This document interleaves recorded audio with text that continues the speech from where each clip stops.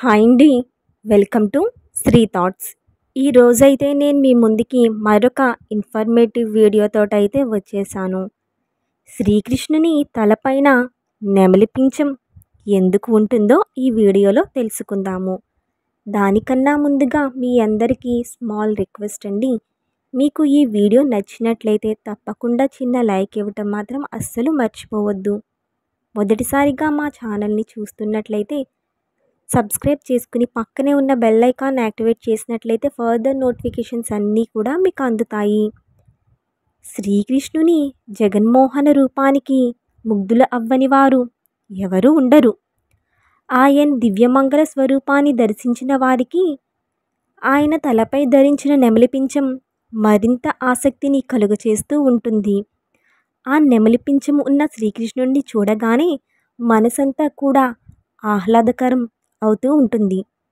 ప్రపంచంలో ఇన్ని రకాల పక్షులు ఉండగా శ్రీకృష్ణుడు నెమలి పింఛాన్ని ఎందుకు ధరించాడు అనే ఆలోచన మనందరికీ కలిగే ఉంటుంది కదా. అయితే ఇప్పుడు శ్రీకృష్ణుడు ఆ విధంగా నెమలి పింఛాన్ని తన తలపైన ఎందుకు ధరించారు అనే విషయాన్ని తెలుసుకుందాము. ఒకనాడు శ్రీకృష్ణ పరమాత్ముడు చాలా ఆహ్లాదకరమైన వాతావరణంలో ఎంతో మధురంగా మురళీగానాన్ని చేయడం ప్రారంభించారు.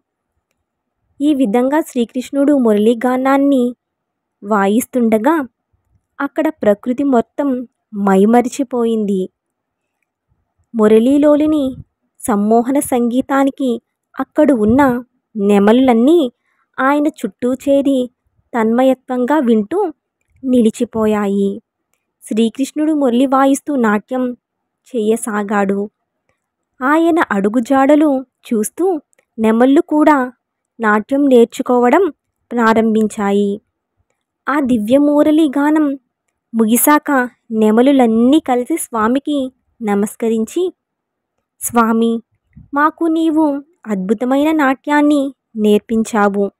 నీవు మాకు సాక్షాత్తు గురువువి. గురుదక్షిణగా మా నెమలి పింఛాలను స్వీకరించు తండ్రి అని కృష్ణ పరమాత్ముని పాదాల ముందు తమ పింఛాలను సమర్పించాయి నెమలులు. శ్రీకృష్ణుడు వాడిని భక్తితో మెచ్చి అప్పటి నుంచి ఆ నెమలి పింఛాలను తన తలపైన ధరించడం ప్రారంభించాడు. నెమలి పింఛం దిష్టి తగలకుండా చేస్తుంది.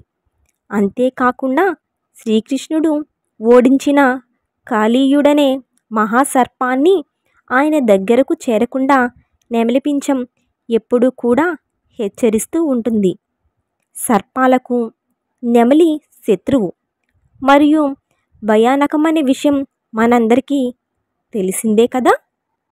అంతేకాదండి, శ్రీకృష్ణుడు పవిత్రతకు, అధికారానికి, అందానికి చిహ్నంగా వారి తలపైన ఈ నెమలి పింఛాన్ని ధరిస్తూ ఉంటారు. అదెలా అంటే, శ్రీకృష్ణుడు బాహ్య ప్రపంచానికి రాసలీలా మానసచరుడై ఉన్నప్పటికీ నిజానికి సాక్షాత్తు శ్రీ మహావిష్ణువు యొక్క అవతారమే శ్రీకృష్ణ అవతారం. సృష్టిలో ఏ మలినము అంటని సంభోగించని ప్రాణి ఒక్క నెమలి మాత్రమే. ఎందుకంటే మగ నెమలి ఆకాశంలో మబ్బులు పట్టి ఉరుములు ఉరుముతున్న సమయంలో కానీ లేదా ఆడనెమలి మీద మనసు పడిన సందర్భాల్లో కానీ పురివిప్పి ఆనందంగా నాట్యం చేస్తూ ఉంటాయి. అలా నాట్యం చేసినప్పుడు మగ నెమలి కంట్లో నుండి నీరు లాంటి ద్రవం పైకి ఉబుకుతుంది. ఆడనెమలి దానిని మింగడం వలన గర్భం ధరిస్తుంది. దీనిని నేత్రరతి అంటారు. ఈ విధంగా గర్భాన్ని ధరించే ప్రాణి సృష్టిలో వేరొకటి లేదు. అంతటి పవిత్రమైన నెమలి పింఛాన్ని ధరించే శ్రీకృష్ణుడు ఎంతటి పవిత్రుడో తెలియచేయటానికే స్వర్గలోకానికి అధిపతి అయిన శ్రీ మహావిష్ణువు అవతారమైన శ్రీకృష్ణుని అధికారాన్ని, ఆ బాలగోపాలుని సమ్మోహనపరిచే శ్రీకృష్ణుని అందాన్ని తెలియచెప్పేందుకే ఈ మూడింటికి చిహ్నంగా నెమలి పింఛాన్ని శ్రీకృష్ణుడు ధరిస్తూ ఉంటారు. ఇదండి ఈరోజు వీడియో అయితే. మీకు ఈ వీడియో నచ్చినట్లయితే తప్పకుండా చిన్న లైక్ ఇవ్వటం మాత్రం అస్సలు మర్చిపోవద్దు. మీరిచ్చే లైక్ మాకు ఎంతో ఎంకరేజ్మెంట్గా అనిపించి మరికొన్ని ఇన్ఫర్మేటివ్ వీడియోస్ చేయడానికి తోడ్పడతాయి. మొదటిసారిగా మా ఛానల్ని చూస్తున్నట్లయితే సబ్స్క్రైబ్ చేసుకుని పక్కనే ఉన్న బెల్ ఐకాన్ని యాక్టివేట్ చేసినట్లయితే ఫర్దర్ నోటిఫికేషన్స్ అన్నీ కూడా మీకు అందుతాయి. Thank you for watching. జై శ్రీకృష్ణ.